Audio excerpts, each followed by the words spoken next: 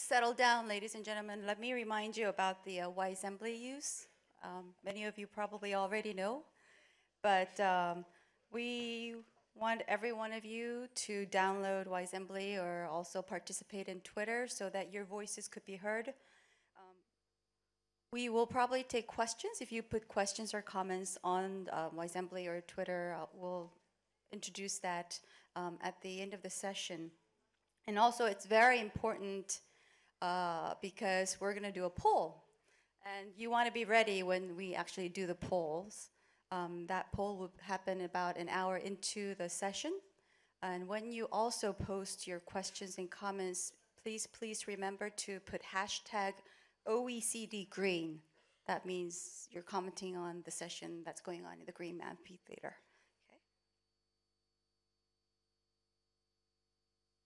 And the poll questions, I will let you know when we actually do the polls. So we're going to have about 5 minutes for you to decide which one you're going to choose. But we want you to be ready to do that poll at that time. My name is, can I start now? My name is Joo-hee Cho. I'm the moderator for this session. Sustainable Development Goals. It's a huge topic and very excited. We have wonderful experts, global experts here to talk about this issue. And this year is particularly very crucial. It's a landmark year because for global fight against poverty and for equitable and sustainable development, because we have 3 crucial summits coming up. Just next month in July, we have the UN conference on financing for development in Ethiopia.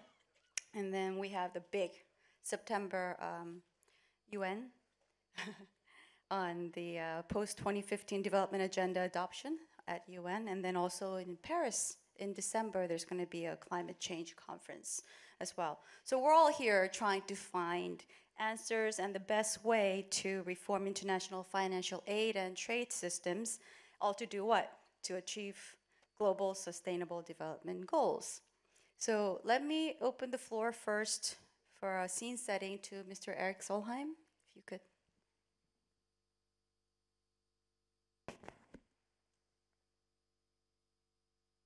Thank you so much, and to all of you, heartily welcome to the OECD. Let me bring you 15 years back in time. At that time, the world was preoccupied with the Millennium Declaration. Anyone remembering the Millennium Declaration? Well, in the shadows of the Millennium Declaration, Secretary General of the UN at the time, Kofi Annan, based on some good input which was done here in Paris by the OECD, he brought in some goals into some documents of the UN called which was to be the Millennium Development Goals. At the beginning, it was just hidden into some text, maybe not at footnotes, but it was not central because everyone was focused on the Millennium Declaration. Today, no one remembers, as far as I know, no one remembers the Millennium Declaration. Everyone knows the Millennium Development Goals because there have been such Millennium Goals, there have been such a success. There have been enormous progress in these 15 years. Just to give you some figures, Malawi has reduced the under 5 mortality rate with 70%, Cambodia with 70%, Tanzania with 65%. There's been enormous, fantastic progress on development in these 15 years with the Millennium Goals. To what extent it's the goals which are the reason, to what extent there are other reasons, that is a matter for historians to look into. I will not dwell with that. What we are now facing is something very new and, to me, absolutely exciting. First time in human history, the global community is coming together in New York. Helen will be there, but so will President Obama, President Xi, all other global leaders, and they will make the Sustainable Development Goals, and they are different from the Millennium Goals in 3 major respects. Number 1, they will be agreed. The others were, the Millennium Goals were smuggled into some documents, and then all of us said, oh, we have the Millennium Goals. They were not agreed. And I think it's to the credit of the UN institution. It's absolutely fantastic. We should celebrate the fact that 17 goals in all reality already is agreed is brilliant. Sure, there are too many. Sure, we can all wish that there should be some changes. But the fact that all nations have come together, agreed on these goals, and will agree on the rest of the package is brilliant. It's the first time it's happened, and we should celebrate. Second, these goals are universal.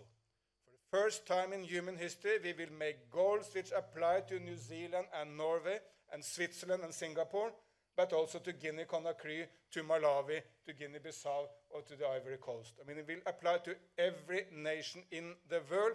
We should all aim at better education, better health, better environment. And that's, again, that's reflecting the new world, the realities of the world, and it's a major achievement. And the third aspect of this goal is integration. I mean, it's the agreement, it's the universality, and it's integration. For the first time, we're integrating environment and development. Some of you may know I was the combined minister for a number of years of environment and development. This is really my dream. How could we integrate the two? Because still there are different tribes, still there are different UN organizations, still there are different civil society organizations, but we all know that we need to integrate them. There can be no environment protection without development, nor can we continue with development without looking into environment, and none of these can be a sidekick. They must be integrated in all programs from the very beginning. So this is the benefit of the new Sustainable Development Goals. It's a huge step forward for humanity. At least it's a huge potential step forward for humanity, because it's up to us to give it flesh and bones. Then how should we make this a success? And let me mention three areas here as well. We should make the Sustainable Development Goals a success with a focus on policies. Because it's not money which is the critical factor, it's to get the policies right.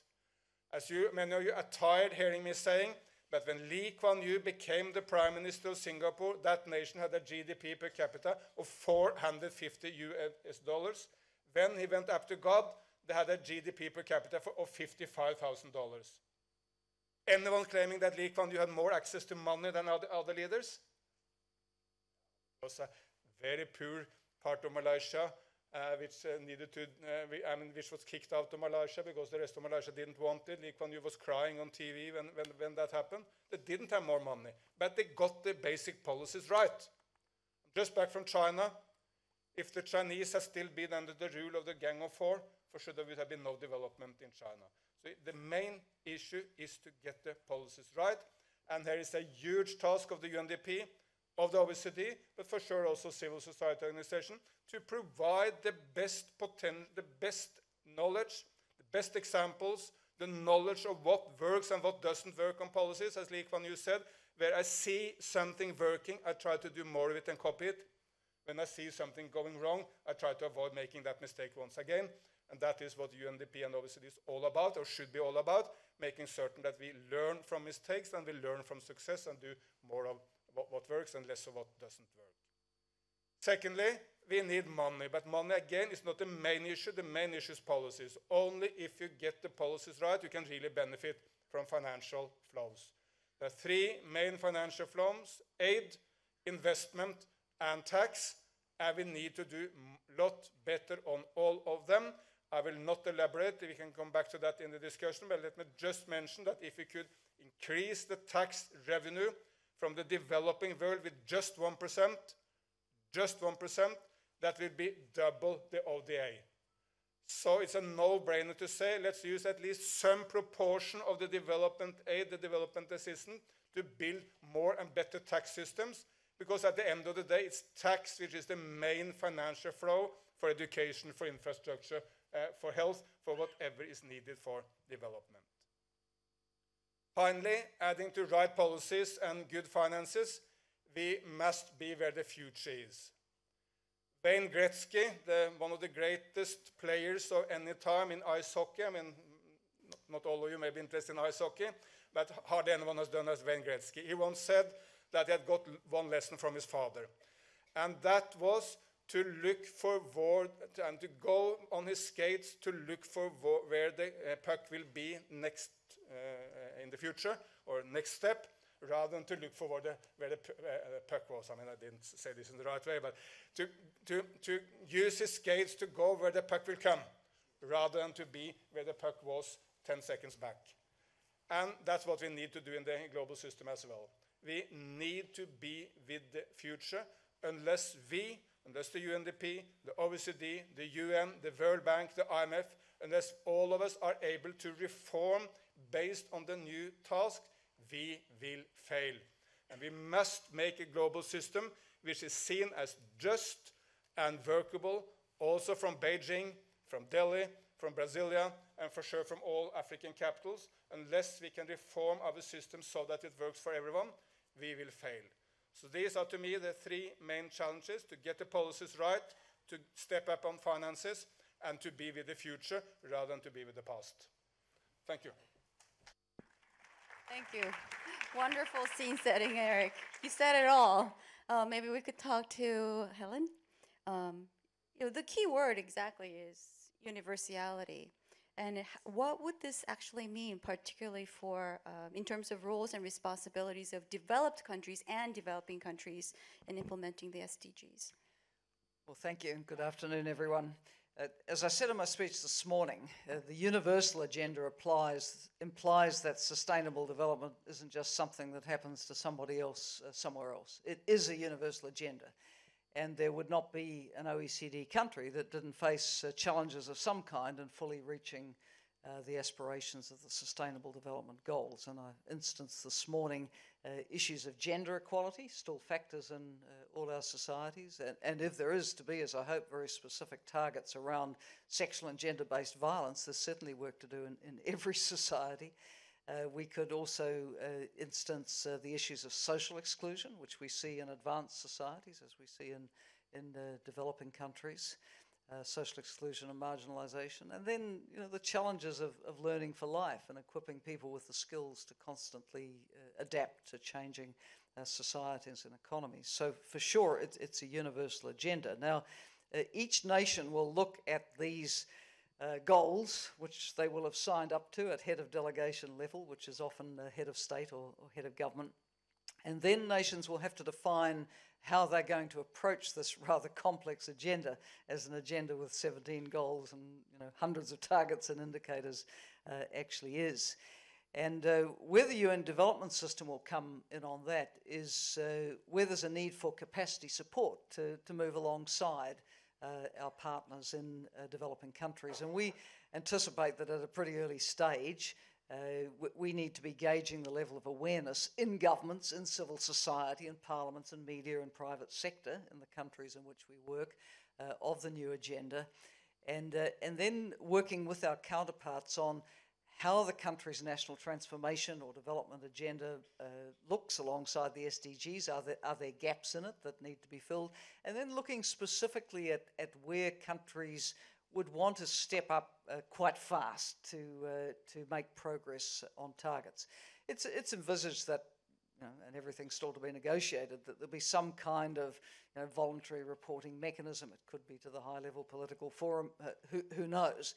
But I think generally, as with the MDGs, or as reporting on a universal periodic review on human rights, or any of the other reporting mechanisms, countries want to put their best foot forward. So they'll be wanting to show progress on the SDGs. So we can help with that. If I could just very briefly pick up on a couple of things that Eric said. I mean, I might be the only person in the room who actually signed the Millennium Declaration as a head of government in year 2000, and I have read it several times since then as well. And every element of what is in the Millennium Development Goals was in the Millennium Declaration, and it was negotiated by member states. But there was nothing like the level of engagement and outreach that we've seen around these SDGs, with global surveys, national consultations, civil society closely following every step of negotiations and so on. So this is a tremendous thing. The second issue is, and Eric raised it, did the MDGs make a difference? Yes, I think they did on some goals. I'm not convinced they made a huge difference on all. I think with the halving of the numbers of the proportion of people in extreme poverty, for example, the phenomenal success of China basically moved the whole global barometer on that. But sadly, some countries haven't really been able to move much on poverty at all. And that speaks to other major factors like conflict, lack of social cohesion, lack of inclusion, spilling over into outright conflict and problems. And you can't develop without some peace and stability. That's the bottom line. So I think it is very good that these goals include explicitly a goal on peaceful and inclusive societies, access to justice, inclusive and responsive institutions, starting to address some of the, if you like, the precursors of development. And then on the issue of integration of goals across the pillars of sustainable development, again, the MDGs, yes, they were strong on the social side, enough income, enough food, education and health. They always had MDG 7, which was the environmental goals, but it never really was approached in any comprehensive way. And I think the big step up for sustainable development will be to have countries consciously pursuing strategies which will deliver the triple win: economic progress, social progress within the boundaries of nature. Thank you. Well, first, I have a quick question. You mentioned that there's a lot of proactive participation compared to MDGs in this SDGs. Why do you think so? Oh, why do I think so? Because there's been a huge process of public consultation. 88 national consultations, mostly in developing countries, that the UN Development System's been involved in. The major thematic consultations, which engage people online, and a series of very significant regional and global meetings around 11 major themes. The outreach through the My World survey, which has gone to over 7 million people who've ranked their priorities.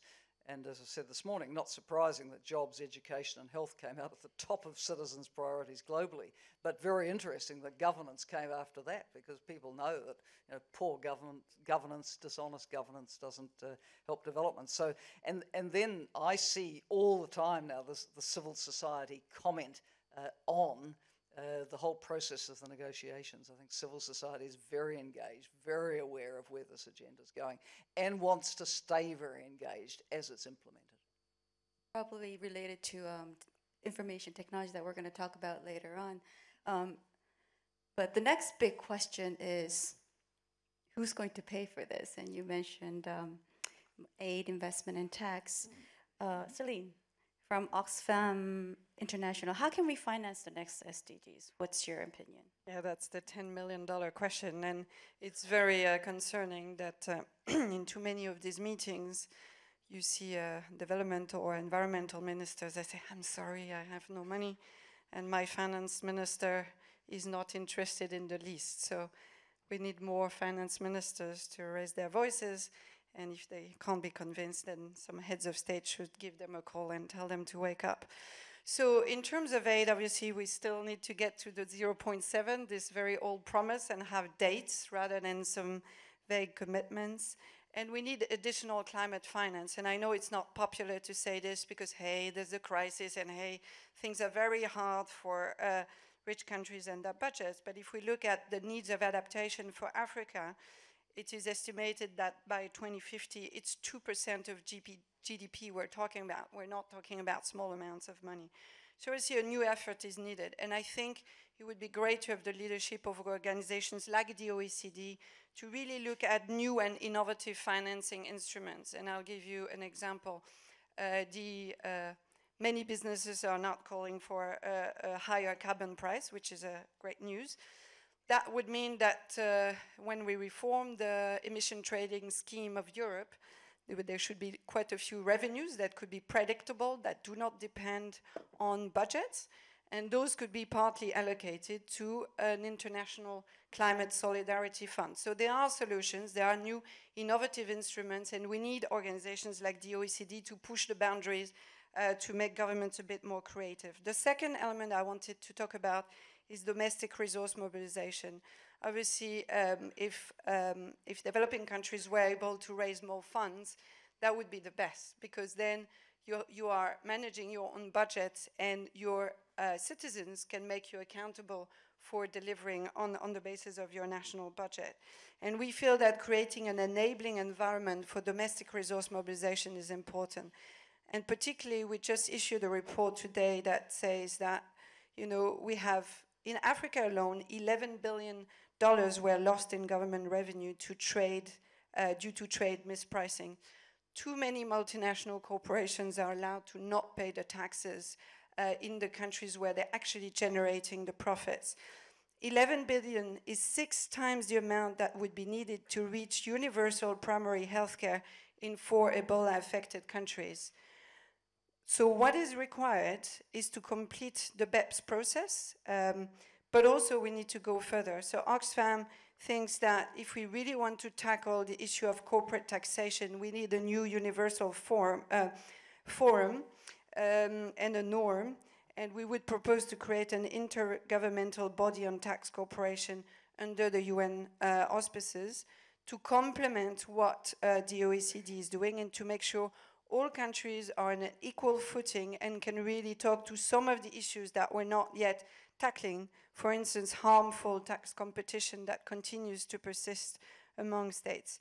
One last point, lots of talk about the role of the private sector in development, and Oxfam believes it's a critical role. I'll just choose one example of, we've been trying to convince the banking sector not to get out of Somalia.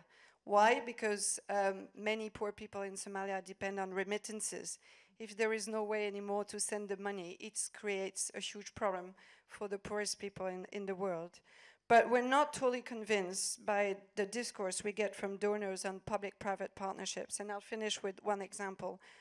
You'll tell me, oh, okay, she'll pick up the example of something that went wrong. But anyway, challenge me with examples of where things are going well. So Lesotho, public-private partnership, building a new hospital is costing 3 times as much as the old hospital. And this hospital alone is representing a cost of over than half of the country's health budget. So I think it's very important before we create this new growl of public and private partnerships that we are evidence-based and we really challenge ourselves to find those partnerships that actually are effective so that people get the services they deserve. Thank you. And we also have here in the panel Michel Landel. He's the CEO of Sodexo. I'm sure you all know of Sodexo. So how about the private sector? Your company is a leader in implementing global policies, putting people first. If you want to share with us your experience and what your thoughts are regarding this conference. Well, good afternoon, ladies and gentlemen. Yeah, we at Sodexo is one of the largest service company in the world. We are the 18th largest employer. We employ 420,000 people around the world in 80 countries. And what we do is we're trying to offer to our clients and customers quality of life services. What does it mean? It means that through our services, we want to enhance quality of life for the people we serve through the service. In a hospital, in a school, in a prison, we want to help people have a moment of quality of life every day.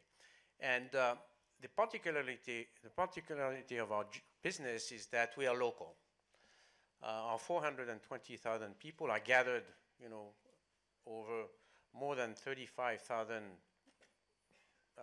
sites in the world. So what we do is we create jobs. And so we participate to the economic, social, and also environmental development of the countries and the region and the communities we live in. When we create jobs, we help people grow, and most of our employees join our company with a very small or very, not a lot of background. And what we do is we train them, we provide them with enhancement, and we provide them with jobs which are sustainable because our business is growing, and that they can, afford education for their children, health care for their children, and we can participate to the development of countries. We also of course, are very engaged locally. For example, we've taken the commitment to reduce our carbon footprint worldwide by 35% by 2020, through improving food waste. As you probably know, 1/3 of the food produced in the world is not utilized, which is, of course, a big challenge for societies and for countries. And of course, it has an enormous consequences on the CO2 generation, but also providing, through our services, economies of energy for our clients, changing, moving to less pollution energies. So we're really participating locally to the development of countries and of communities, and that's why I think it makes sense that we are here today. You did all this as a private company and still stayed profitable? Well, I think, yes, we are profitable, but when we manage companies, we have to balance between shareholder, between clients and customers, and between people. But at the end of the day, we are convinced, and the conviction of our company, and that's why we provide quality of life services, is because we believe that if you improve the well-being of individuals, if you improve quality of life of the people that you serve, but also who work for you, you really are driving progress. And when you drive progress, you drive performance. And that, you can measure that. And frankly, we're not ashamed to make money, but it is very important that we contribute to the local communities. Thank you. I hope many multinational global companies share your view. I have an open question for our panels. Accountability mechanisms. There's a lot of talk about that. Finding politically acceptable but rigorous accountability mechanisms, which means international monitoring process with real name and shame potential. How do we achieve that? Do we have any good ideas? Eric? I think we must look at these in two ways. There will be some formal accountability mechanisms, some reporting system, but I think the more important accountability mechanism will be something different. That will be a government has prescribed to the Sustainable Development Goals in New York. Well, then the civil society of that nation can legitimately ask, are you performing in accordance with your promises? Media can ask exactly the same question, and so can opposition politicians and others. You can really hold people to account. Take just one example. One of the goals which is very close to my heart. The goal to protect the world's oceans. We are not. Again? There is one of the goals. Can't recall the number, but which is that we all commit to protect the global oceans. These are threatened by fisheries, by oil spills, for sure by climate change. One of the main impact of climate change on the planet is below the surface of the ocean. We don't see it. Is the acidification of the oceans, the threat to coral reefs. All these are major environmental as well as development issues. And the governments will commit to protection. But in reality, we are not living up to that. And then again, civil society, media, other politicians will have to put that pressure on governments to live up to the commitments. And to me, that over time will be the real accountability mechanism here. And I'm very confident that it will work. Not perfectly, but it will work. I couldn't agree more. One issue I wanted to mention regarding this is that in too many countries we see a shrinking space for civil society. Civil society is no longer allowed to dissent, where they have different views about what should be the development strategy of the country, and it's really a big preoccupation. And obviously big NGOs like Oxfam have ways to withstand the pressure that national NGOs don't. especially if they don't have autonomous forms of funding. So I think one of the issues that sometimes people take for granted is that there will be a civil society that's able to make governments accountable. And we need to make sure donors, corporations as well, need to be pushing governments to realize that people expressing their opinions and dissenting at times is actually good for development, and that shutting down dissent is, is the North Korean model. I don't think it's particularly successful.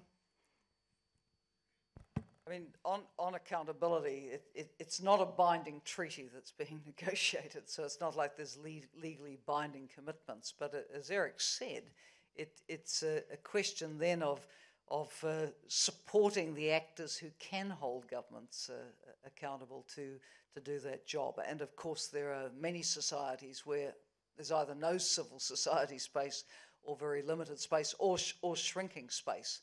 Although I recall one such country I visited, and I actually visit a number characterised by this, where civil society had quite a harsh new law passed against it, but as well the election was so effective that hardly anybody from the opposition was elected. And the government did work out it did need to talk to somebody in the community. So almost by the back door, civil society came back into the conversation, because in the end you have to have a conversation with someone about the impact of policies. But I think capacitating parliaments, capacitating media, capacitating civil society organisations is going to be extremely important in the accountability regime.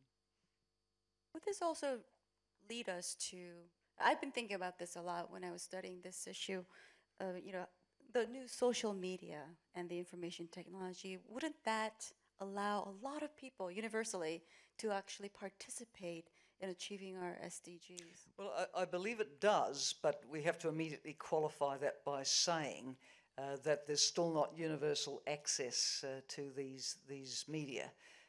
But to the extent that it does exist, yes, very vigorous civil society conversation and dialogue. And I think it's very interesting to see how ICTs are used across the development spectrum. I mean, we see the applications in health and education and e-governance, in disaster warnings, in responding to outbreaks of violence in elections, or being used now for systems of authorities responding to anti-immigrant violence in South Africa and so on. But another use that has very much interested me is the use in the democratic uprisings, if you like, where citizens are calling for something very different. And I recall seeing the quote from a young Egyptian activist back in 2011 saying, we use Facebook to get the crowd to the protest, we tweet from the site, and we post the videos later. It was a very segmented and sophisticated use of these media. Now, of course, 4 years down the track, you could say, what are their hopes today? And the space is not so wide, but let's not underestimate the force these technologies can have for connecting people and ideas and movements. Also, one of the things that I really wanted to point out was the problem of getting accurate data in terms of implementing and adding accountability to this. In one of the research papers that I've read, they pointed out that about 40 developing countries, for example, lack sufficient data to track performance on extreme poverty and hunger.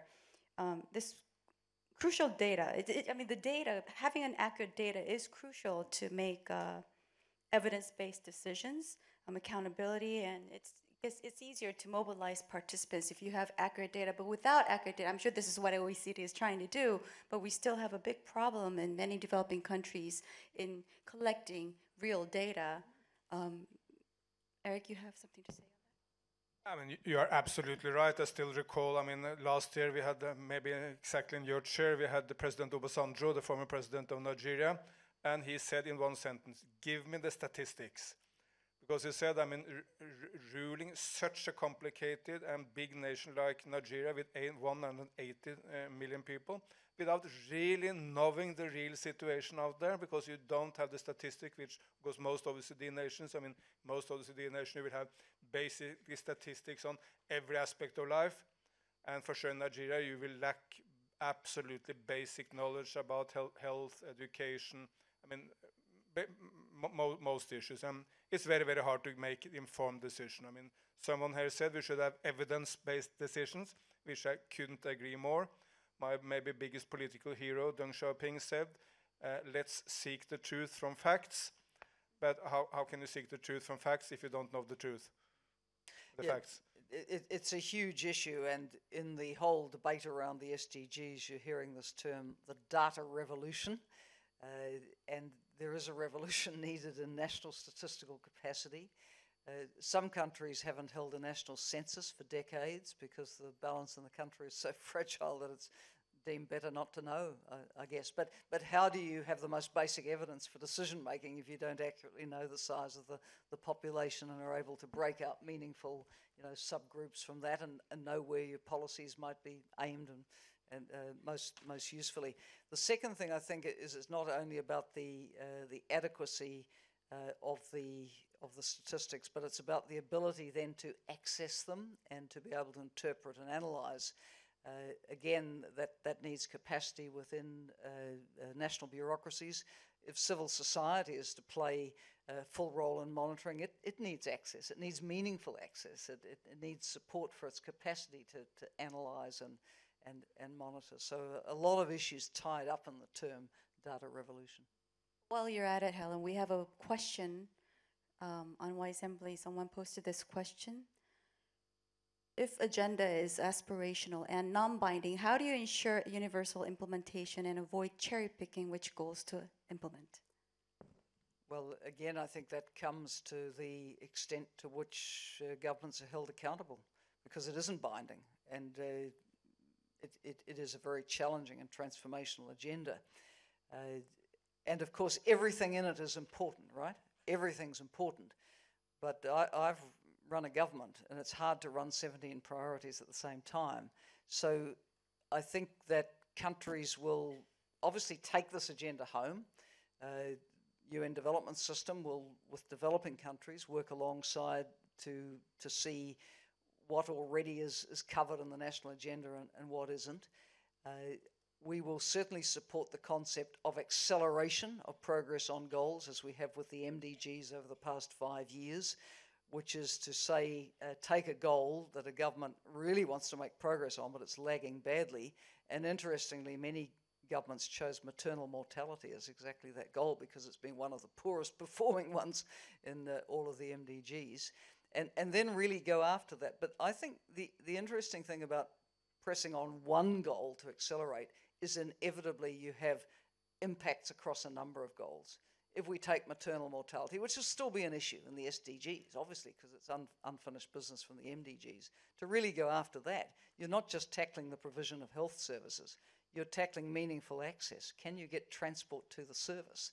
Is a woman empowered to actually use sexual and reproductive health services? Can a girl avoid early marriage and early pregnancy? That's where the highest maternal death rates are. So really by picking on any one target, you will have a multiplier effect across your capacity to achieve other SDGs. Celine wanted to say something. Just to bring together what we talked about on the digital revolution, the information gap and the accountability. Just wanted to share the experience of Oxfam working with poor communities in South Africa in rural areas, and giving the technological means for young people so they could actually document bribery in local clinics. And that helps with the information gap, and it's also quite transformational in terms of accountability. So I think we need to have more and more partnerships with the right sort of organizations to bring that to scale. For instance, we're not hearing enough the voices of the poorest of the poor in this debate. Polling institutes now have means that they certainly didn't have in the past, and they can come closer to the poorest of the poor. So how do we use those new technologies to really bridge the accountability gap and bring agency and empowerment of local communities, I think is a critical issue. I was just going to say on that one, we supported an initiative in India, which I think has now gone beyond there, called IPaidAbribe.com. And basically a way for people to report where they were being ripped off by officials. Basic accountability. Use ICT to do it. Yes. I mean, obviously, Helen is right. I mean, these are not 17 separate goals. I mean, they're integrated, and there is kind of a goal above all the goals, which is to eradicate absolute poverty by 2030. But obviously, that cannot be done unless you have progress on education and a number of the other goals. So in that sense, they're closely linked. But I think there is one area where there's a lot of homework to be done for this audience or for the OECD. Still, my perception is that many capitals still are in the old Millennium Development Framework. Millennium Development Goals were in reality goals for the very poor nations. Gives no meaning to France to say that you should reduce the number of children who start in school with 50, who doesn't start in school with 50%.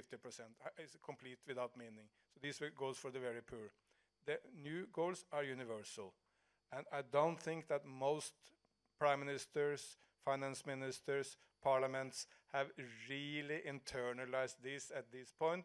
I think we have a long way to go to make these real priorities in all the OECD capitals.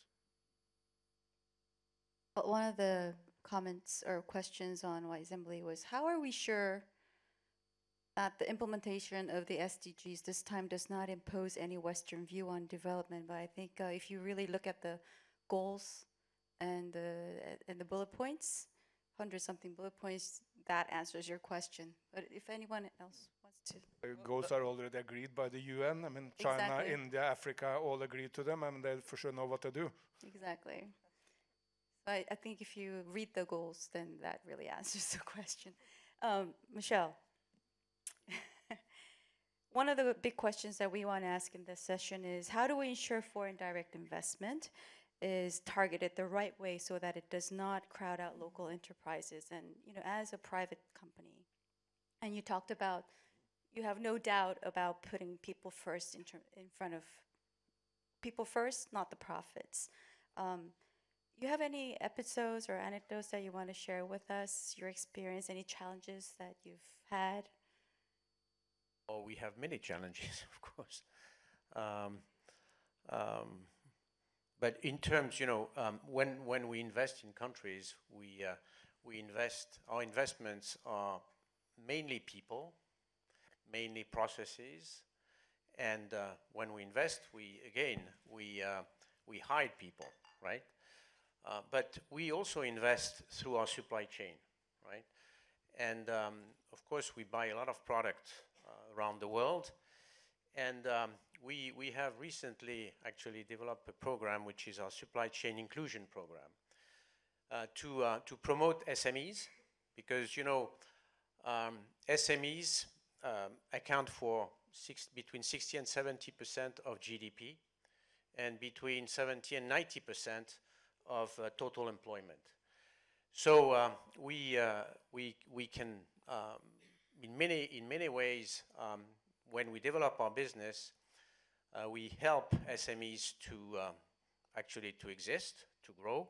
We train them. We help them to become, professional, to sometimes go international, grow, and we allow them, to create jobs and to grow their business.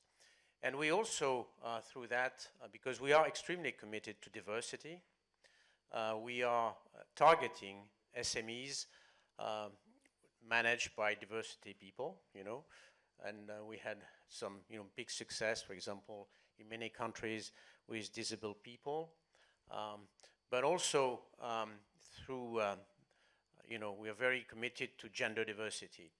And during the last Clinton, initiative meeting that we had a year ago, we committed to spend $1 billion to promote 5,000 new SMEs in the world, and to actually, of which 1,500 are run by women. And we are convinced that in terms of women, there is a huge opportunity for them, because when you look at companies run by women in the world, probably there are 25% of SMEs in the world. So, through these supply chain program, we can really participate as well. I think when we use the term private sector contribution to development, it covers a number of things, and I think Michelle's raised some very, very important points about the capacity of SMEs to come into the global value chain. I think that as investors, companies can also very consciously be looking to build the skills capacity of a country and its nationals. The infrastructure legacy is also very important from companies that are investing. There's also the role of private capital overall in the major investments in infrastructure. There's the role of the private financial institutions in lending. A lot of different ways in which the private sector is an indispensable part of the equation. I think corporate social responsibility is very important, but it's in a sense the tip of the iceberg of the potential of private sector investment to be helpful. I read this morning on Oxfam International webpage, the head story was Africa was cheated out of $11 billion in 2010 through just one of the tricks used by multinational companies to reduce tax bills. Meaning, you have all these multinational companies going into developing countries and they take advantage of their investment, and there's a lot of problem with tax erosions. It just ends up not getting back into the society. You wanted to say? Oh, yes, go I ahead. just want to say one thing, yeah, probably a lot of companies who don't pay tax, but there are many companies who pay taxes, right? And we are one of them, and we pay our full taxes everywhere as we, are required by local governments and by any governments. Well noted. And I think it is very important to, it's not universally done, right? Noted.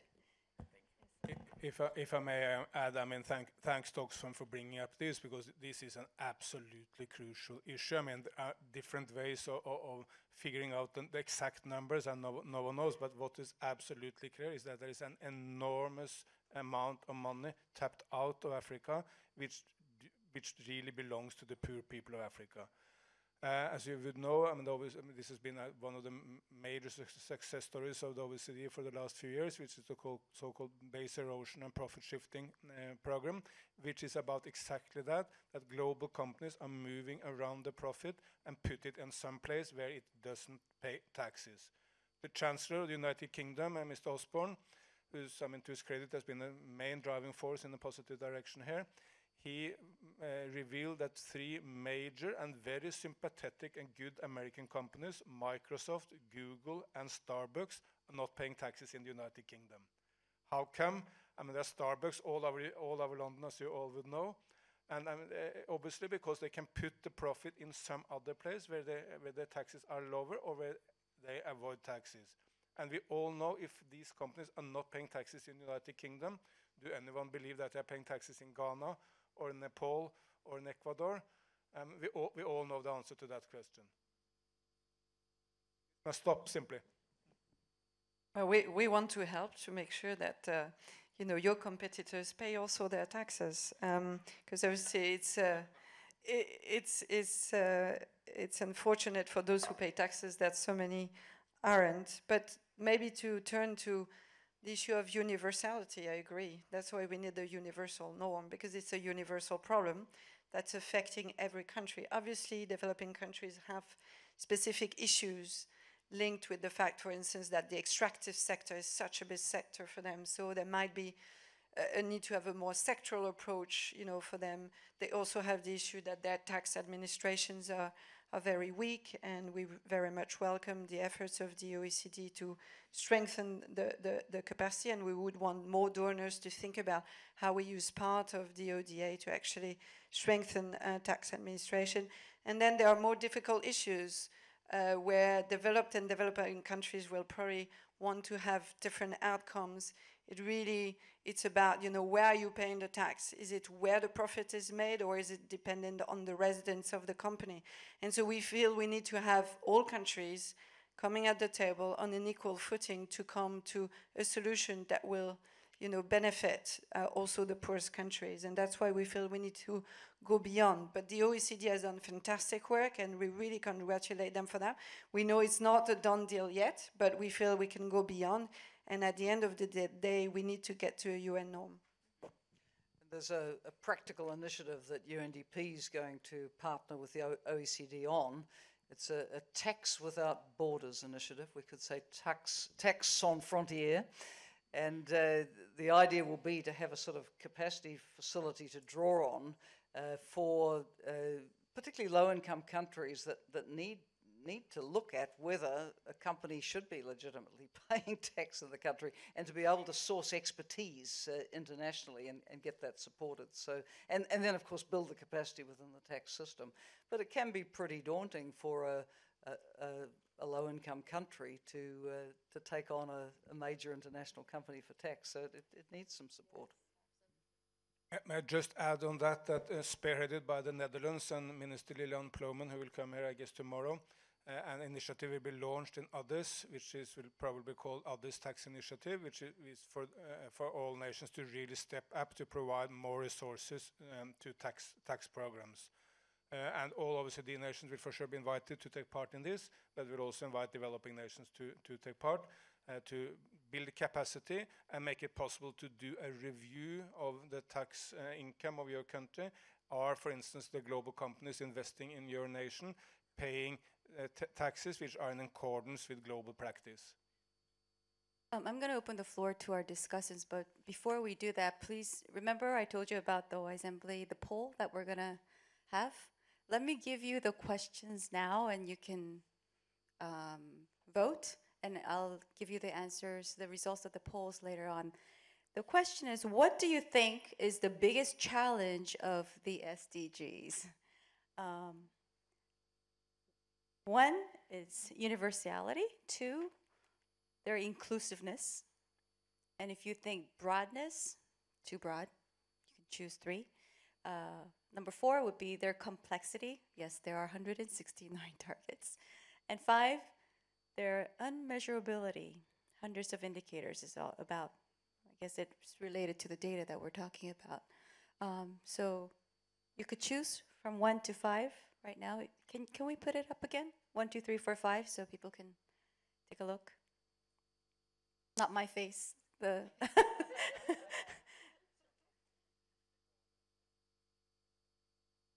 Oh, they can. Okay, you can see it on your phone, so you can vote now. So please do vote. And we have wonderful discussants for this session. Art Dugus, President and CEO of Bertelsmann Stiftung. He oversees projects on Europe, employment and globalization. He was a former Deputy Secretary General at OECD. I believe you did a stress test for the developed countries. It is also a stress for the ones who have to pay. Yes, indeed. And this is because the huge difference between MDGs and these ones is that it is not looking at others, but looking at yourself. So it's not a telescope, but it's the mirror for OECD countries as well. So the benchmark that we will do probably in September refers just to the OECD countries. And there we build on the work that we did on the sustainable governance indicators. And we convened a group of experts also to make a view. So this is a first benchmark, and we call it a stress test. What we expect is that that a lot of, it's a wake-up call for OECD countries, really.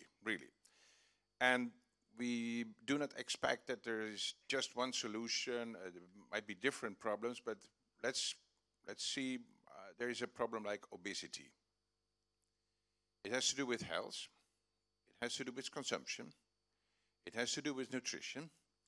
And it has even to do with chances in the labor market, let's face it. So once you see a bad performance in 4 or different, so there we want to give the perspective that solutions, strategies can be cross over the goals, but that would be important. On the financing, our assumption is that this is not contra economic growth. You know, OECD has produced reports that if you combat poverty, it's good for the economy. If you combat health, it's good for the economy. If you invest in education, it's good for the economy. If you unleash the potential of women, it's good for the economy. If you save energy, it's good for the economy. If you invest in infrastructure, it's good for the economy. You can go on. So it's not true that there is a game like we have on the one hand these goals and on the other hand the economy. No, it is good for the economy, but you have to come up with smart strategies on that.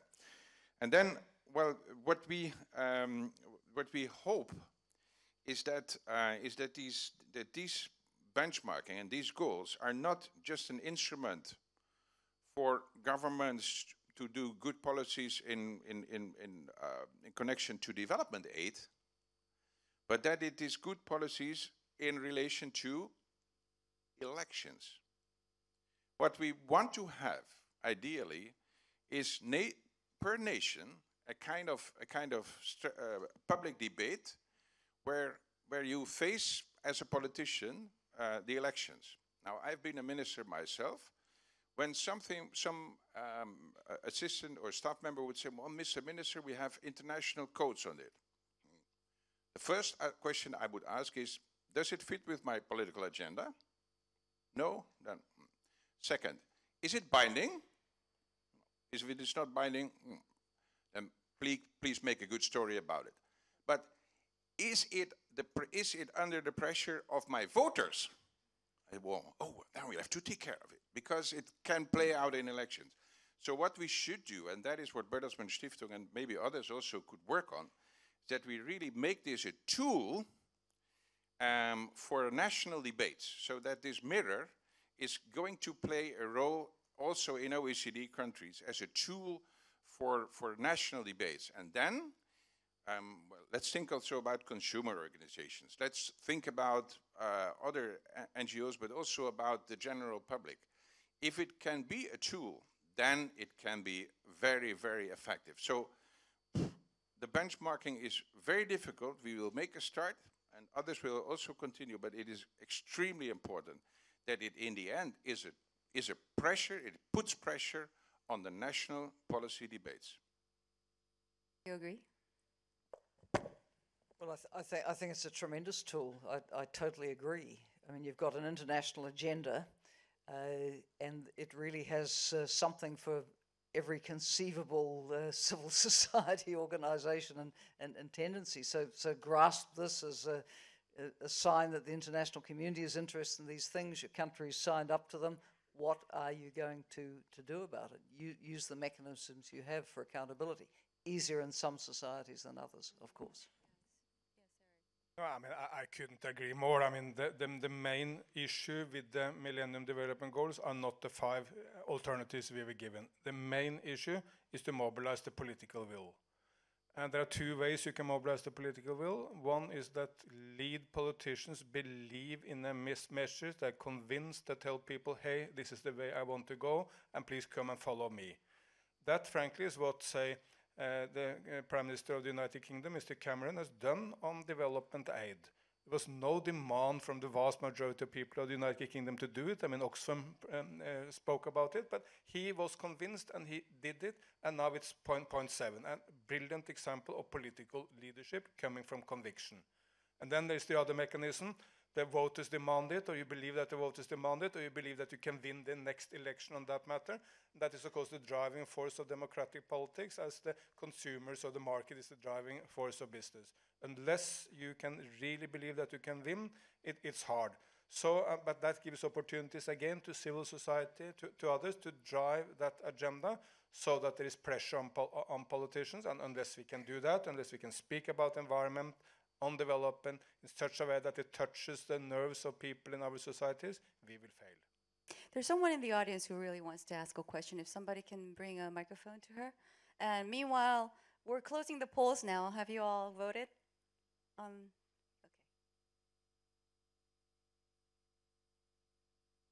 I just have 2 small questions because of Oxfam. You talked about banks and remittances. So what's your idea on microfinance institutions and remittances, because they play a big role in developing countries with microinsurance products, etc. And then for the UN, maybe with this overwhelming 169 targets, how do you monitor these targets, and will you support countries, developing countries, in monitoring these targets for the next 15 years? Thank you. Quick answer would be appreciated. Microfinance is obviously a very important tool for poor people, but I think for cross-border transactions, maybe you know more than me about that, but I don't know whether we have institutions that are able to do that, and versus the larger commercial banks. And I think also an issue again is the enabling environment. It's one of the unintended effects of counterterrorism legislation that for many banks it is becoming, it's never been profitable, obviously, or not terribly profitable, but it's also quite risky to engage in certain countries. So whatever the size of institutions, I think it would be very important to think about how we create an enabling environment given the challenges that I've just talked about. I think the first challenge with the targets and indicators for the SDGs is that they do need some refinement to be measurable. I mean, some of the targets are political statements, and so are some of the suggested indicators. So that there's work to be done on that before the agenda is finalised. But secondly, I would anticipate that the UN Development System will play a role similar to that played with MDG reporting. I know we have supported hundreds of MDG reports, national reports and subnational national reports. Now, I also know the MDGs are not the SDGs, but the principle of reporting is a similar one, to support countries to gather the information that's necessary to have a stab at making a halfway decent report. Is your question related to what we're talking about? Yes, go ahead.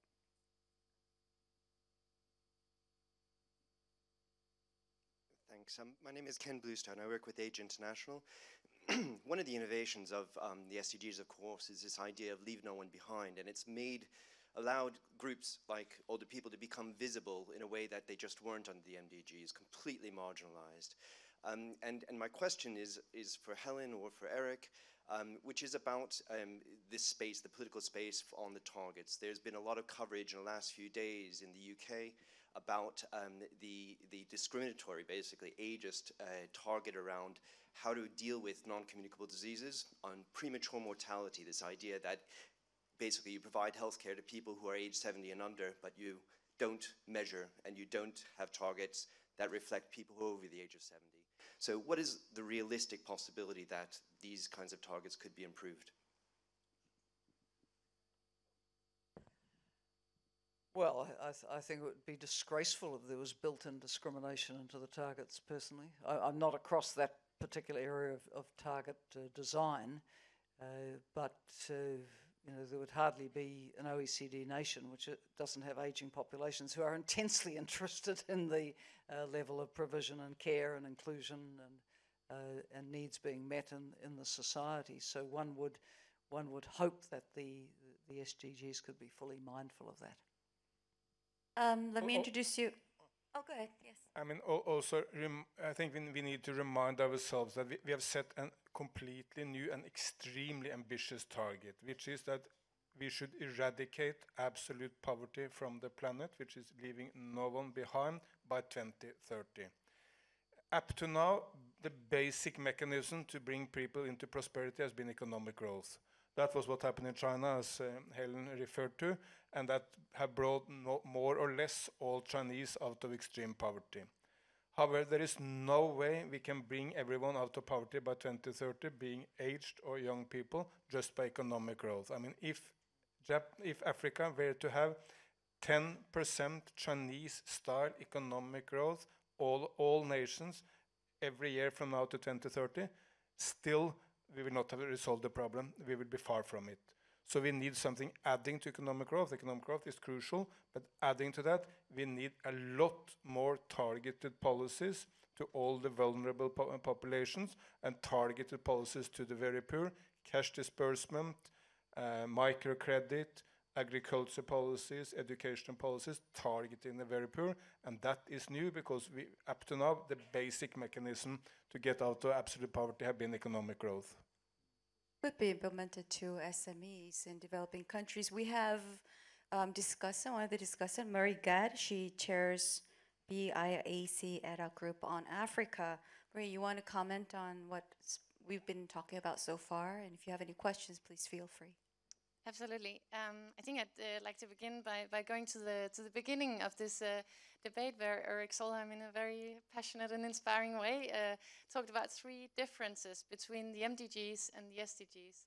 And I think I would actually consider adding a fourth point to that list, the outreach, which I think we, especially as the business community, have felt, and in a very positive way. With the MDGs, there wasn't a lot of outreach to the private sector or to the business community, and that's been very different with the SDGs, and it really allows us to contribute much more as well.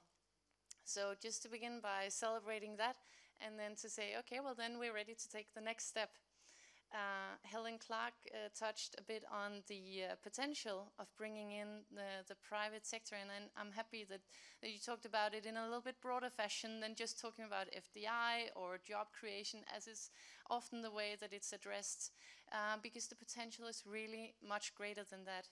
Just this week, I talked to one of our members that, together with a development organization, is developing a new type of biscuit for pregnant women, especially in Ethiopia as the first market, that will allow them to fight malnourishment. Everything will be manufactured locally, and the biscuits, of course, will address the issue of malnourishment of pregnant women and children in particular. Last week I talked to one company that is actually they're working on their new strategy. The president told me that in the group of managers of the company, they're right now building their new strategy on top of the SDGs. They're trying to see how that company can actually contribute to the SDG and make it the basis of the company for their 2025 strategy. So these are, I think, pioneers among companies in terms of contributing to development. But we've also seen other cases like cell phones. Imagine the developmental impact of cell phones. So what I would really like to ask the panelists about is how we bring this into the broader business community, because we can't forget that the business of business is business. It's not, businesses are not NGOs. What they're in the world to do is really to make a profit and to do their business. But we can make incentives for them to make a business that contributes to development and to improving the environment. So I'd really like to ask each of the panelists how you see that you personally or your organization can help to create incentives for companies to contribute to reaching the SDGs. Who wants to start? No one wants to answer your question. No, Yes, go ahead. I think it's a very important question, and let's start from the assumption that business is part of society. If society is going well, business will also go well, which turns around what someone in business used to say, that what's good for business is good for society. I don't put it that way. I say if society is happy, inclusive, peaceful, then there's a chance that business will prosper as well, and in a good way. But I liked your example of the company looking at an underserved market, the nutritious food.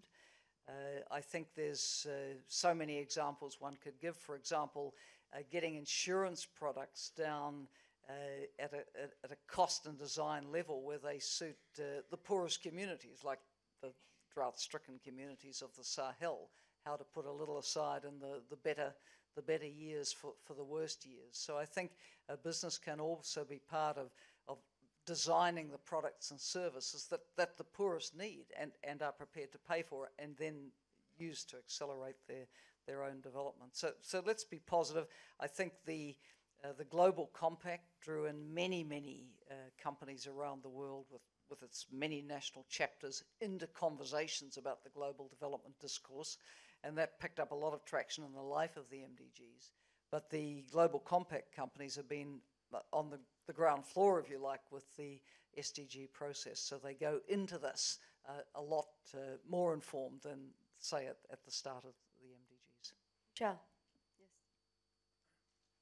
Well, when you look at companies who have been sustainable over years, at the end of the day, when you run a company, when you run a business, you cannot lie forever.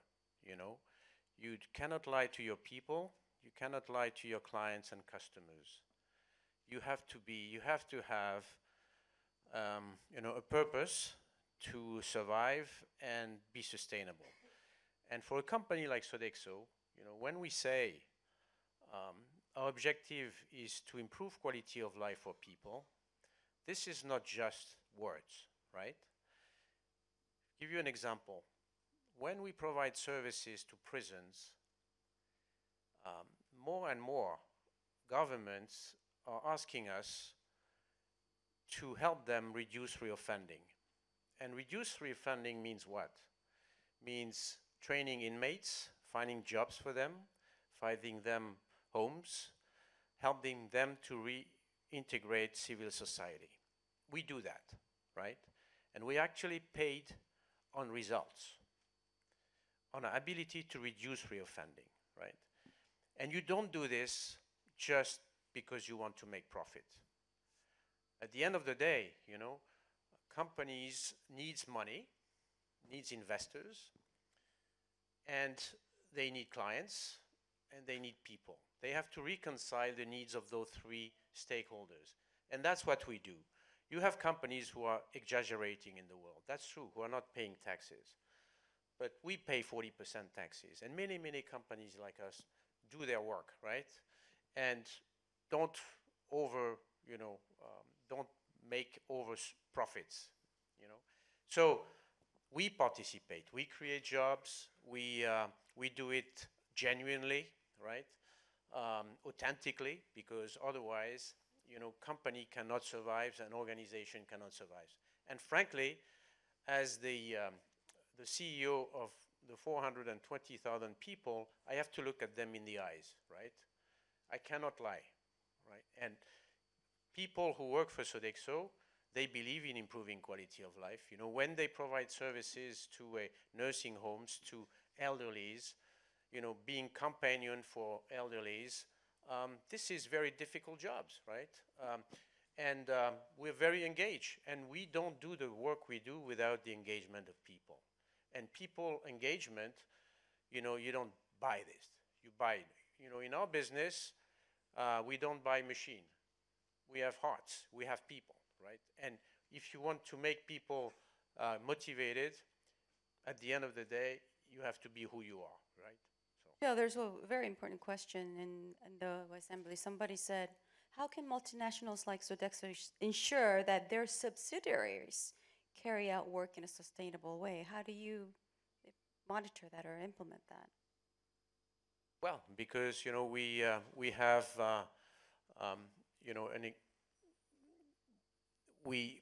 the most important part for us is people, and having the right executive managing our organizations. So we have, of course, CEOs in every country who share our values. We have processes. We are a control company. We are a public company, so we have a lot of controls, and we cannot do whatever we want to do, right? And frankly, people in China for Sodexo have the same commitment to quality of life. Same in Brazil, same in North America, and that's what makes the culture of a company. Your answer is that you have a hands-on approach. Yes, we have a hands-on approach, but we also have executives who share the same value, the same vision, and that doesn't happen just like that. Okay. Yes. I mean, one of the biggest incentives that NGOs can provide is fostering competition. So we targeted the 10 biggest food and beverage companies in the world, and we ranked them according to whether they had commitments to reduce their emissions, including scope 3 in the whole of the supply chain.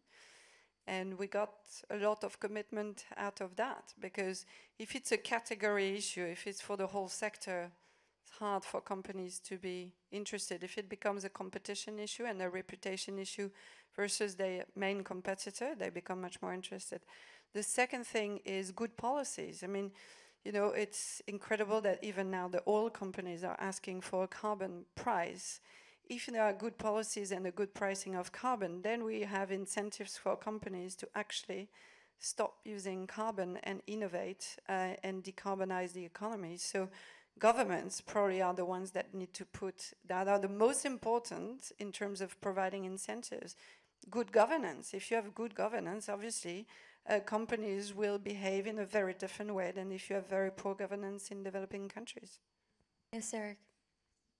The good news for Marie is, of course, that the debate about business is won. The development community for far too long took a negative attitude to the private sector. I think maybe influenced about theories about how colonization had tapped resources from Africa and other places. There was a general negative attitude. Most people within the global development community thought that private sector was basically bringing resources out of nations. But when people opened up their eyes, I mean, look to Singapore, to South Korea, to China, to Turkey, to Brazil, wherever you want to look, to the success stories of development, to Ethiopia, to Rwanda, it's about also, I mean, very, very strong private sector component. So it's not possible to discuss that anymore. That debate is over, it's finalized, it's won. Then comes the issue, how can real positive change in private sector happen? And let me give you one example, because in one area I was very much privately involved, and that is the change in the palm oil sector in Indonesia. For very long, the deforestation rate in Indonesia just increased and increased. In 2013, for the first time, we saw a major decrease. All indications are that decrease continues in 2014. Why? Basically because the big palm oil companies are changing their behavior. They can have the same profit in already destroyed land, so there is no need to destroy new virgin forest. How did that change happen? Well, President Yudhoyono, I think is here. He brought together the business community, the diplomats, his cabinet in Jakarta, and he said, I have given one promise to my granddaughter. I will be the president of Indonesia who reduces the deforestation of Indonesia and conserve and save the rainforest. That's my promise to my granddaughter. Please, you help me with doing that. Then some global companies, Unilever and others, established new global standards. Then Greenpeace started naming and shaming the worst companies in Indonesia and Malaysia. And then some other NGOs starting a dialogue with the companies as to how that change in reality can happen. By the way, Greenpeace also, while naming and shaming, also embarked upon that dialogue. And when all these forces in place, you have seen a major change. I mean, it's not we are not at the end of this process, but we have seen an absolute major change for one of the main issues for the environment on the planet. Yes. Actually, Eric's being very modest, because as Minister of Environment and Development in Norway, he was also responsible for Norway leading the way with huge investments in stopping deforestation and forest degradation under the RED Plus program. And we're talking, Eric, in your time, $1 billion put up for Indonesia to go down this track, and I think a similar sum also for Brazil. So it also, as part of the equation, were very enlightened governments of advanced countries that were prepared to say this is important to stop deforestation. And climate change issues were, of course, a major driver, but also looking at sustainable livelihoods for local and indigenous communities in the forests. And we have one last discussant who would make comments and questions. Karen Kupluk. She's an economist at Austrian Research Foundation for International Development. Yes, thanks a lot. I think lots of interesting things already have been raised in the discussion, so I think I reduce my comment to one single point, and actually one concern that I have if I listen to the discussion, because especially about the involvement of private sector within SDGs and within the UN development process, a lot has been raised about win-win situations and how positive impact can be generated, which is of course true, but at the same time, I think we also should think about how do we deal with power imbalances and also conflicts of interest within those processes. so if we look at all those processes, currently a lot of multi-stakeholder initiatives are founded, and also public-private partnerships are also presented as very innovative model to tackle global issues. So those initiatives can be important tools and lead to the often cited win-win situations, but I think, and also research has shown, that there's also limitations and it's not always win-win situation. And just let me give you one example related to the mining sector. I think one very important multi-stakeholder initiative is the EITI, the Extractive Industry Transparency Initiative, which has already shown quite a lot of success because it has raised transparency, even if there's a long way to go. And so in order to support and implement this initiative in the US, they have adopted a regulation that obliges companies in the mining sector to disclose payments for governments. So what happened in 2012? The American Petroleum Institute filed a lawsuit in order to dismantle the regulation in the US. And currently, actually, the rule that should support this Extractive Industry Transparency Initiative has been vacated until 2016. And actually, several members of this American Petroleum Institute are members of EITI, where they support transparency in the extractive industry. So actually, I think we see there is a lot of voluntary initiatives, but when it comes to binding regulations, for instance, there is conflicts of interest, and I think we should also look how we deal with those conflicts of interest, because it's not always win-win situations. Okay. I think those are absolutely fair points, and the power imbalance is maximised where political finance rules are very, very weak, and money talks in campaigns, and that also can have an influence in public policy. But I think we also have to be very clear that in the end, markets create winners and losers. And if you're looking at development and public policy, you don't want winners and losers for people. You want everyone to be a winner. So the role of public policy, the role of the state in evening up the odds and seeing that no one is left behind and seeing that there are fair rules of the game is absolutely critical. So, yeah, I mean, very fair points. The extractive industry transparency initiative means nothing unless it's upheld. I know from my own time in government that business always prefers a voluntary way to regulation, but often there's no substitute for regulation that actually holds people accountable for upholding certain standards.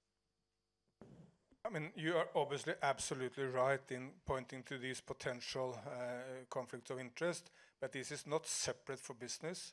This is also the same with politicians, even with NGOs, which we all tend to believe are all nice, idealistic people. Even with NGOs, quite often there are conflict of interest issues. So we should not be naive in anything we do. We should for sure be realistic.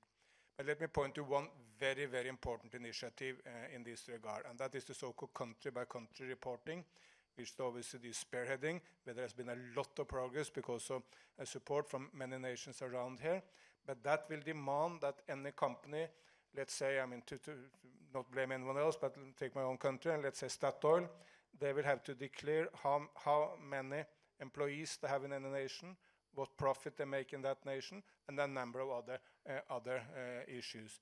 Because then the tax authorities can go in and see, well, you have 100,000 employees and you have no profit. However, in another nation, you have 2 employees and an enormous profit. How can these two come together? And you will easily understand that, well, you have moved the profit to the nation where you do not have your employees, but there are other benefits to be there. And the more we can demand knowledge about this, tax authorities in the beginning, maybe later for the public opinion, for everyone, that will, I think, have an enormous impact on avoiding all these conflict of interest issues as you bring up. We have 5 minutes left. Yeah, just quickly. Oxfam is actually suing the US government for lack of implementation of the Dodd-Frank Act. So we'll see where that goes. But talking about, I think the problem is when you have political capture by vested interest of governments. And so talking about, good governance, which was one of the elements in the SDGs, you need to have full transparency and compulsory rules around disclosure of lobbying, because unfortunately some governments are getting slightly too cozy with some parts of the private sector, which frankly are doing a disservice to the rest of the private sector. That's how they got such a bad name with NGOs, because we've seen too many of those actors getting, into very, very disputable practice in northern countries, but even more so in developing countries. So let's just clean the air and be transparent about who is lobbying whom on what, and that would be already a great achievement.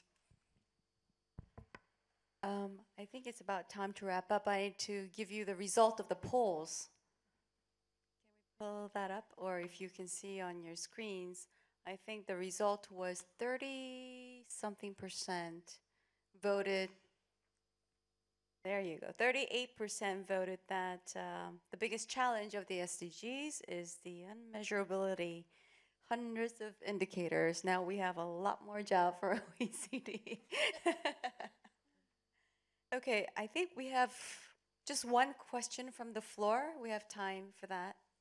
There was this one gentleman. Yes, you've been raising your hand.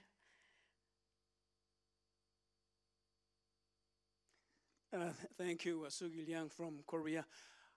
I don't tweet, I don't have access to Assembly, so I'm afraid that I had to catch your attention from most primitive way by raising hands. The SDGs being a universal agenda, as has been emphasized by Helen Clark, there was a question on the screen from the Assembly. If that is the case, how do the OECD countries plan to implement the SDGs for themselves? Now, I'd like to paraphrase this question to address it to you, Prime Minister Clark. How do you think New Zealand government should go about implementing these SDGs? You won't go for all the 17 SDGs for New Zealand, so I suppose that you will have to, through some process, select and focus on some of them, and then you will have to launch an architecture for their implementations. That's my conjecture. Anyway, what do you think that New Zealand government should do about this agenda for itself? Well, I never offer any advice to the New Zealand government anymore, but from my experience, I can say how I would have handled it, because New Zealand always takes an international agenda seriously. So your officials and minister attending the summit would come back and say, and write a report for the cabinet saying this is what was agreed at this major international summit, and then you would start to put together the coalition of officials who you would expect to be able to interpret the SDGs and what it meant for the New Zealand public policy agenda. And you would have in mind that down the track there would be some kind of reporting mechanism, and you would need to be pulling together a report on how you'd progress. So you'd certainly be mindful of looking at where are there gaps in what the country's doing at the moment, what action might be taken to address those gaps and so on. Now, of course, you're talking about a developed country which has plenty of capacity. What I was emphasizing in my earlier remarks is that the role of the UN development system alongside a developing country would be to support at that country's request where there's capacity gaps to fill. But I have no doubt that developed countries, OECD member states, if they have the political will, can take this agenda and approach it in the kind of serious way that I've just outlined. I think the dangerous temptation of many OECD nations, including my own, will be to leave this to the Minister of Foreign Affairs, believing that it's an international issue, so it should be handled by the Minister of Foreign Affairs. I mean, it cannot be. This is a challenge for basically all ministries, and it can only be handled if there is the Prime Minister or the President, the absolute center of political power, who handle it. I mean, then on that basis, of course, all ministries, officials, etc., should be mobilized. And as Helen said, you need to look into, are there particularly difficult issues for my nation, particular gaps? We are very far from this. But the very dangerous temptation for most nations in the OECD would be to leave this to the Ministers of Foreign Affairs. Because this is such heated session and a very important session, I'm just told we have 10 more minutes. So if anyone else? Yes. Good afternoon and thank you. I just wanted to ask a question because basically we're here, we're talking about development, we're talking about economic growth and so forth. And I see that a lot of people are here and trying to talk about issues which concern developing countries and especially African countries. But I do not see any African leader or any African company which would be here to actually either get their point of view or show that they're actually involved or interested in the matter in such a way for us to be able to really think about the broad issue and see whether we will be able to implement those rules over there or not. Thank you. Well, actually, the minister of Ethiopia, he was supposed to join us, but for some reason he wasn't able to. Okay, well, at least we tried then. But just to respond briefly, the African Union countries have been very, very proactive on this agenda, and there has been a common African Union position developed. They are taking it extremely seriously, and frankly, if the agenda doesn't make sense for Africa, then it's not worth having. So I think people are paying a huge amount of heed to what the African leaders are saying on it. Yes, go ahead, please. Hi, David Bent from Forum for the Future. I just Can you was very stand up, please? Oh, sorry. Hi, David Bent, Forum for the Future. I was very struck by the opening remark that the Millennium Development Goals were first set as part of the Millennium Declaration. The declaration now is more or less forgotten. The goals have been successful.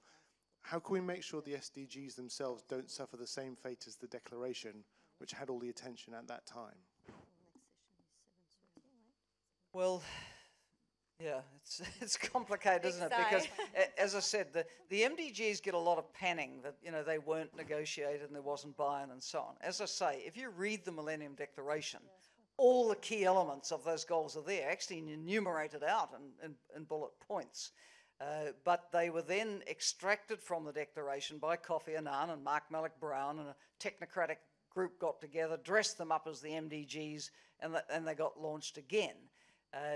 Without further consultation. So the original drafting of the Millennium Declaration was something that was done between diplomats in New York. Of course, what was in the Millennium Declaration also drew from the major global conferences of the preceding years, not least Beijing +20, but the Beijing 1995 conference, which we've just got Beijing +20 now, the Cairo conference, many, many other important global agenda-setting conferences almost came together in the Millennium Declaration.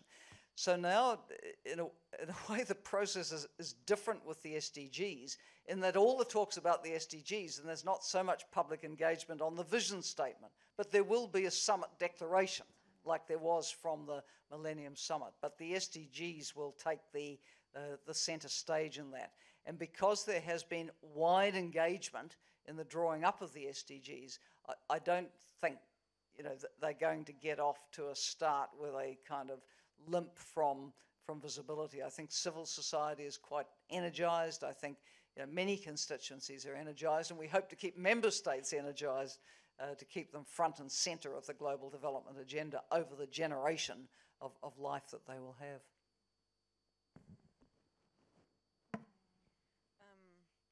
Well, I think to respond to the two questions in one, I think Southern leadership is critical.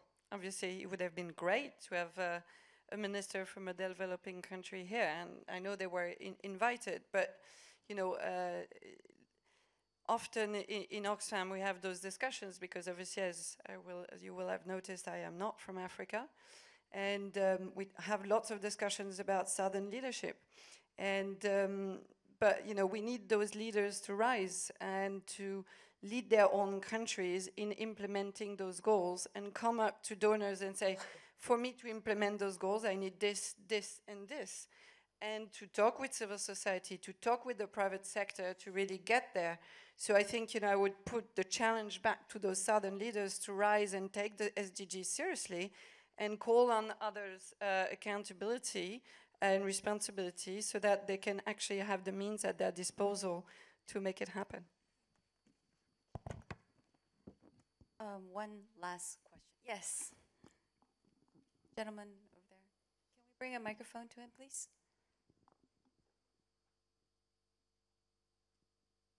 My name is Sibri Tapsoba from the African Development Bank. I'm not representing any government here, so I'm not speaking for anybody. You know, we have, the African Development Bank has actively participated in the SDGs. What we just are not concerned, but we are paying special attention to the fact that the MDGs, although they were just technocratically decided and so on, will not be forgotten in the process of moving to the SDGs. That's number one.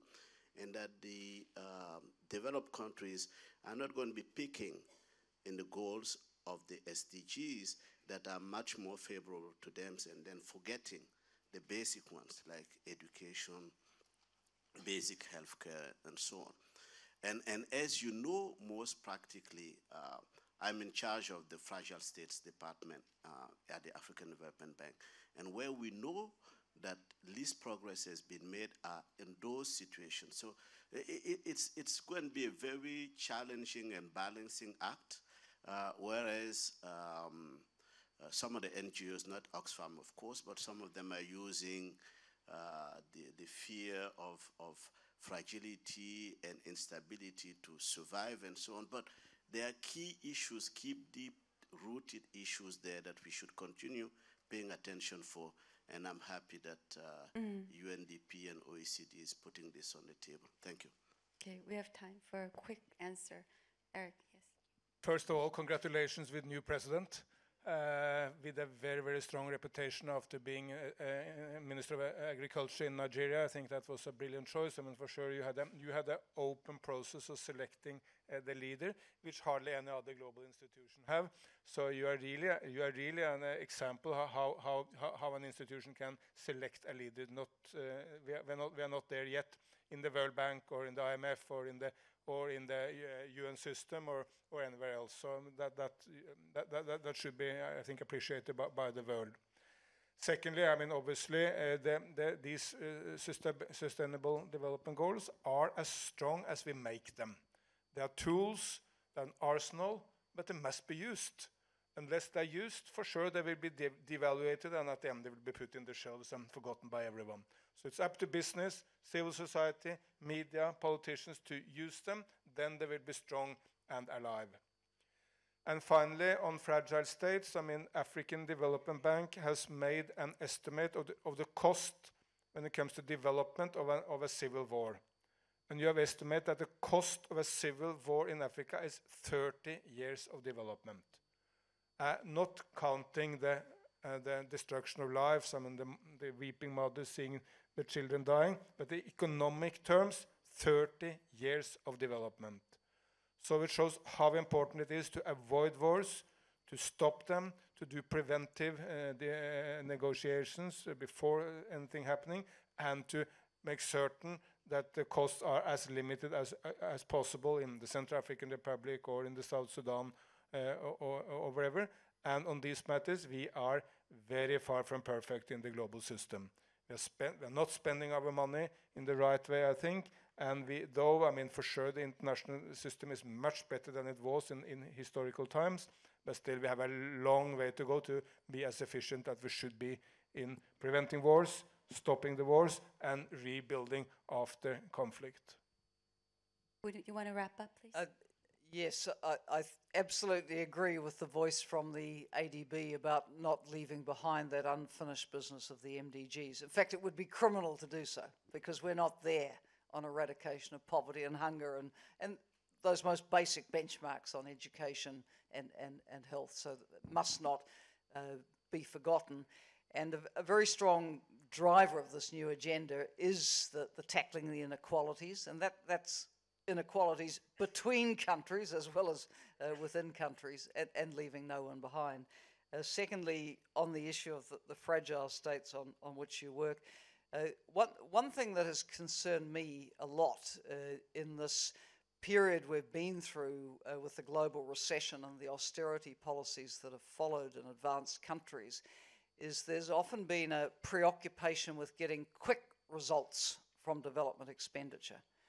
Actually, quick results may not be sustainable results if you're not addressing the underpinnings of stable and inclusive development. I mean, you know, we could look, for example, to take a country out of left field. Look at Syria. It was a middle-income country. Everybody was in school, you know, people had incomes. Where is it today? Because of basic, you know, issues in the inclusiveness of the polity, et cetera, et cetera. So I think you know, the short-term obsession with results has to go.